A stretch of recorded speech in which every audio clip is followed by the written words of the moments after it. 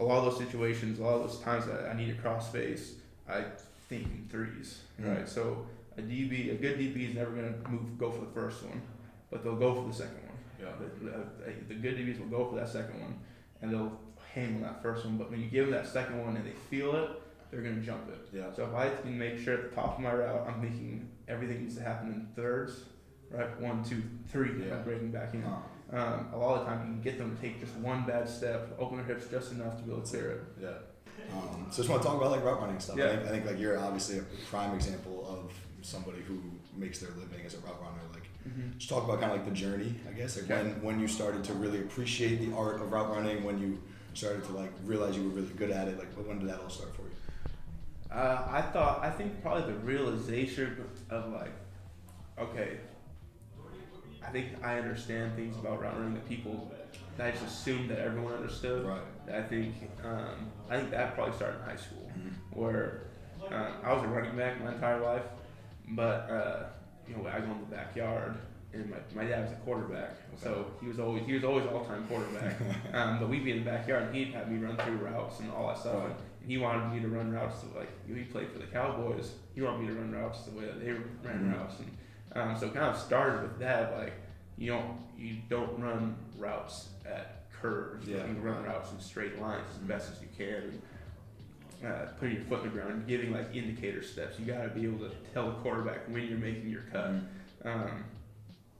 All that stuff is something that I assume people knew, but then in high school I started going to camps, and so my freshman year I was 5'6", 115 pounds, and I'm up here against high school. I go up to WSU, Cougars, go up to camp, and I'm the smallest guy, but no one can guard me. I'm not fast by any stretch of the imagination, but no one can guard me because I understand how to get open. And so that was when I kind of had that realization, like, maybe this is something that I just have a better hold of than a lot of guys that run. And you feel like that kind of originated from your dad, that he introduced you to it? I think it started at a very young age and being like the standard of what a route looks like. Yeah, right. And it's dumb as it sounds.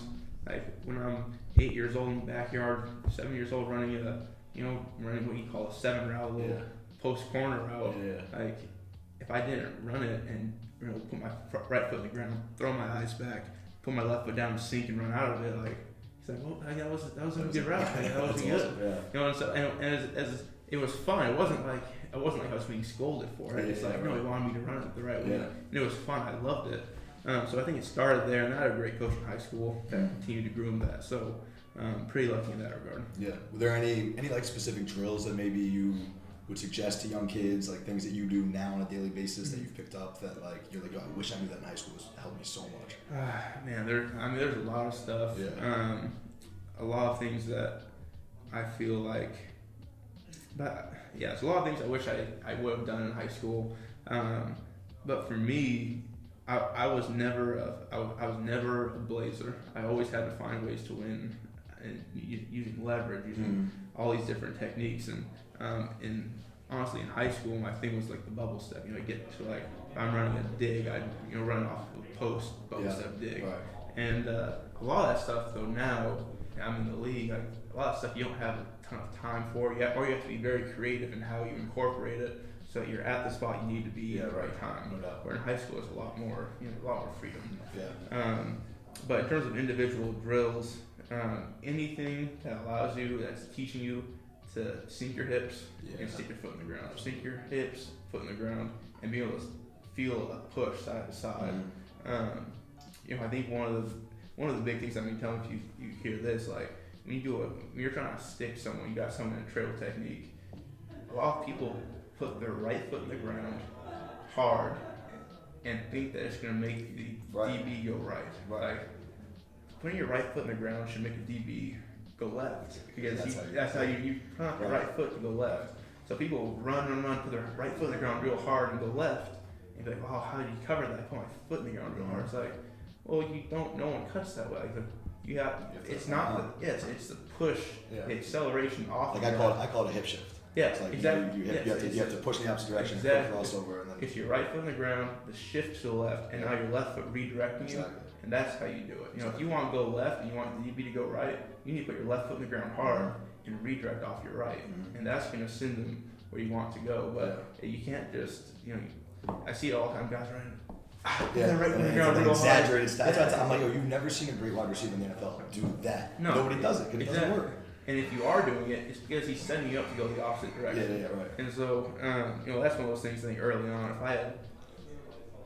If I tell these high schoolers now, like, understand, like, watch someone run a route, see the step you took to go a certain direction. Yeah. And then you just go everything off. It's so funny how common sense route running is. Oh, yeah. So I played quarterback, which gave me an awesome perspective of things. And then when I got into the details of route running, I fell in love with it. So I've coached receivers ever since. Yeah. It's just like, it's so cool. It is. But then it's also just like so much of my coaching process has been like, well, this seems to make sense. Let's just like try it out. And like, if you think very just common sense and straightforward about route running, like it's not that complicated. You're literally playing basketball. Yeah, exactly. Like, you're literally playing basketball. Yeah. And then you're playing basketball, understand leverage, and you go to the next level. When you get to the NFL, well, his DB knows where his help is too. Yes. I'm going to attack leverage, knowing he's not going to give it up. Now I can slip it, win at the top. Yeah. Do I need to win now? Can I win later? And understanding all these different things that allow you to get open. Yeah. How do you talk about break points? Like, do you talk about steps, like a curl, you get out in 3 steps? Like I call it like snap 1, 2. Like it's hard. Snap down 1, 2, like 2 powerful steps to get out. Like, do you think of it in terms of steps? Like, how do you talk about it? So, as the more that I think, if I start getting to the point where I'm thinking through steps at break points, or I'm thinking through steps at a release, all that stuff that happens real quickly, I become really robotic. Right. So I'll drill those things in steps, but when I'm out there, the last thing I'm thinking about is snap down 1, 2. Right. You know what I mean? But in the drill, you'll make it muscle memory. Yes, and I do think that the way that I've done it is you have that acceleration step. So if I'm running a curl, my quarterback's to my left, and I'm running a curl, so I need to get my right foot in the ground. Right, I'm gonna be hard. I'm gonna push off my left, and it's gonna look like I'm bursting forward. But I'm really just thinking my hips, and my right foot's gonna hit hard. That trigger step. Yep. And the DB needs to feel that acceleration from my left to my right. He needs to feel my shoulders, everything snap forward, and feel like I'm about to take off. But my right foot's gonna stop me, left, right, is in the ground. And a real big thing I focus on is as I'm turning out of that thing, I don't want where my right foot is. As I'm pivoting on that, my left foot's coming out. I don't want my left foot to land where my right foot was. I need to at least gain some kind of ground coming back. Absolutely. It just inches. You're talking about inches, but that's all it makes such a big difference. Exactly. Because if you step underneath yourself, you don't go anywhere for those 2 steps. Exactly. And it doesn't need to be a huge step. Some guys coach, it needs to be right foot here, and your left foot's got to be stepping like a yard back to the ball. For me, I just don't think there's a lot of guys that have the leg strength to be able to get that foot in the ground and really be able to push out. But one thing Sanu told me that really helped me coach it was use every step to stop yourself. Like if you don't think, like try to stop yourself in 1 step, obviously not possible. Try to stop yourself in 2 steps, obviously not possible. And then you have stopped yourself enough that 3rd step can be so powerful, you can come running at it. It was interesting hearing you talk about it because you kind of explained it exactly how he did. And it's cool to hear the similarities. Yeah, and not everyone does it the same. There's a lot of guys. Like Jarvis type breaks everything. Like he goes drop 1, 2, 3 with everything. Still gets open. Takes an extra step. No, exactly. Guys can do it a lot of different ways. And that's the great thing about the receiver position. It's an art form. And that's why I think as a coach, I think you would say this too. I mean, I would hope you say this, but as a coach, you've got to be able to. No coaches say this is law. Like this is how it needs to happen. It's like. Look, you can look at the range of Hall of Fame receivers. They've done it a lot of different ways. There's things, body type, strength of legs, core strength. There's so many things that go into making a receiver efficient. It might not be snap down 1, 2, and out. It's what I think it works best for me. Right. But if you're a smaller guy, you might be able a small guy like that scat back kind of guy, thick legs. That might not be the way you want to get out of your breaks. But being able to understand all these different things, being able to put them to use, and having coaches and going to coaches that aren't going to tell you like, no, you need to do it this way. Being able to learn how is it best for me to be able to get out of my breaks. So I say science plus creativity equals art. Right? So me as the coach, I provide the science. Here's how many steps to take. Here's kind of like the technical parts. You as the athlete have to provide the creativity and make it your own. Like this is your art. It's your game. Maybe we all have the same common fundamentals and the same basis. But then Cooper Kupp's game is different than Muhammad Sanu's game is different than anybody else. You got to do what works for you. Yeah, it is. And I mean, can you imagine if Calvin Johnson, one of the greatest receivers to play, tried to play the same game that you play, that I play, or that Antonio Brown. Like Calvin Johnson tried to be Antonio Brown. Calvin Johnson tried to be Ocho Cinco. Like it's not going to work. Exactly. Ocho Cinco has feet like no one's ever had feet like that before. That's crazy. You know, but like if you said, Calvin, you got to run a route like this, like the way Chad does, you got to get out of this like curl with one step. Right. Like it's not you're gonna take the best receiver maybe of all time. Not maybe, I mean it's an argument. No, I'm with you. But they arguably one of the best receivers of all time, but he's not going to be good because you're forcing him to do something that's just not efficient for him. 1,000%. Even with the art of it, something I think you do a great job of is like you were talking before is body language. And I always tell guys like DBs can't really read if you're running at 88% or 95%. Exactly. They read your body language. Yeah. So everything's got to sell, and like you do a great job of changing speeds and keeping your body language. Everything looks the same. Yeah. And I talked to Darius Slay, and I was like, "Who's the hardest receiver you ever had to cover?"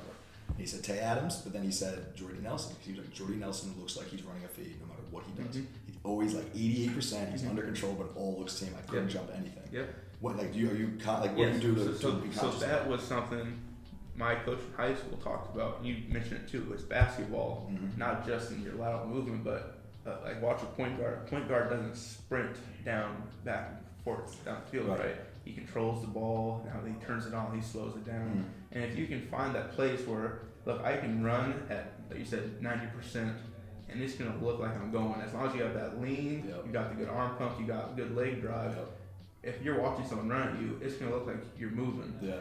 But if you can be at 90%, you'll get out all of your breaks and be able to snap down, and also be able to eat up that cushion, give a stick, clear the hands, and still have 10% off of that. I mean, you're talking about a pretty deadly receiver. I mean, I think that Jordy Nelson's one of those guys. He looks smooth. He doesn't look like he's really trying to go, but he can chase the ball down. And he doesn't do too much. Like he keeps everything simple. But exactly, if you don't know what's coming, you're always in control as a receiver. Exactly. Yeah, that's awesome. Something I feel like you've gotten a lot better at in your career is like crossing people over, like winning those option routes. You had the one long touchdown. I can't remember who was against. Bengals maybe. Yeah, New Orleans. Yeah, we had that short post. You crossed them over and went for like 80. Like talk about that. I guess kind of your mentality or how you think about winning those situations. So I think a lot of that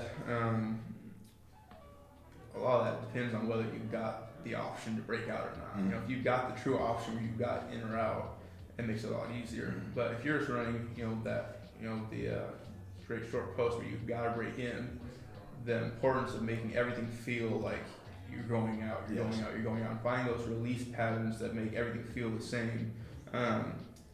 Understanding leverage. Yeah. If I feel like I can get a DB off of my release, if he's inside of me, right, I need to get him moving out. Right. And he's taking away the inside. If he's inside, he doesn't want you to go inside. But if you can get him moving out, it might feel like you're opening up this big window. But in the league, especially, like they got to defend you out too. You know, they've got to keep that cushion. They should weave with you. Right. Just like if you were to attack it, he would just weave inside. But if you can get him moving outside and then freeze him. Right, get that right foot in the ground if you're gonna break in. That left foot's down. Now you're breaking out and really redirect off that third one. And then you just gotta be able to clear the hands and get across there. But a lot of those situations, a lot of those times that I need a cross face, I think in threes. Right, so a good DB is never gonna go for the first one, but they'll go for the second one. The good DBs will go for that second one, and they'll hang on that first one. But when you give them that second one and they feel it, they're going to jump it. Yeah. So if I can make sure at the top of my route, I'm thinking everything needs to happen in thirds, right? 1, 2, 3, I'm breaking back in. A lot of the time you can get them to take just one bad step, open their hips just enough to be able to clear it. Yeah. I'll let you up on Instagram. Okay, that sounds good. From the sidelines, we gotta hustle 'cause we gotta eat.